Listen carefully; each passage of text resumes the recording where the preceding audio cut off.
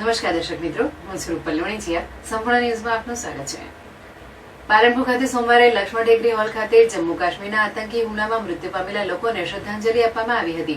ત્યારબાદ મહારેલી યોજવામાં આવી હતી, જેમાં મોટી સંખ્યામાં સંતો, મહંતો તેમજ હિન્દુ સંગઠનના લોકો જોડાયા હતા, જેમાં જન આક્રોશ જોવા મળ્યો હતો.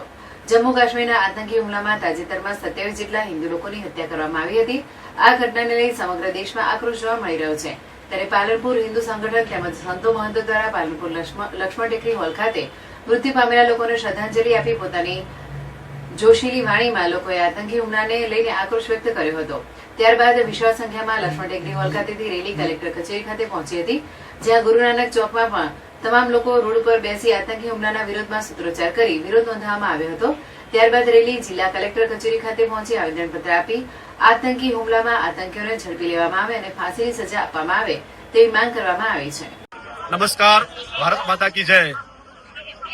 ये थोड़े दिन पहले कश्मीर के पहलगाम में आतंकी हमला हुआ और निर्दोष हिंदुओं को नाम पूछकर धर्म पूछकर गोली मारी दी गई। ये अच्छा नहीं है इस मित्र साम्प्रदायिक देश में। जिन्होंने पण ये कृत्य किया है, ये जघन्य कृत्य है, उसके विरोध में आज गुजरात राज्य में पालनपुर शहर में ये विशाल रैली संत महात्माओं, विश्व हिंदू परिषद, बजरंग दल, व्यापारी एसोसिएशन और विविध संगठनों के माध्यम से कलेक्टर श्री को आवेदन पत्र देने अभी जा रही है। ये एक मौन आक्रोश है, एक मौन विरोध है। ये आगे जाके कोई दूसरा स्वरूप न पकड़ ले, इसलिए सरकार को भी हमारी विनती है कि आप ये जो आतंकवादी जघन्य हमला हुआ है, इसके बारे में कुछ सोचिए, कुछ एक्शन लीजिए। यही अभी ये समय की मांग है। आभार, धन्यवाद। भारत माता की जय। आज પાલનપુર ને અંદર સંત ગણોની હાજરીમાં અને એમની શુભ નિશ્રાને અંદર વિશ્વ હિન્દુ પરિષદ, અખિલ ભારતીય સંત પરિષદ બધાય હિન્દુઓ એકત્રિત થઈ પુલવાઓને અંદર જે રીતે હિન્દુઓની હત્યા કરવામાં આવી, આના વિરોધને અંદર અત્યારે અમે આવેદન પત્ર આપવા માટે જઈ રહ્યા છીએ.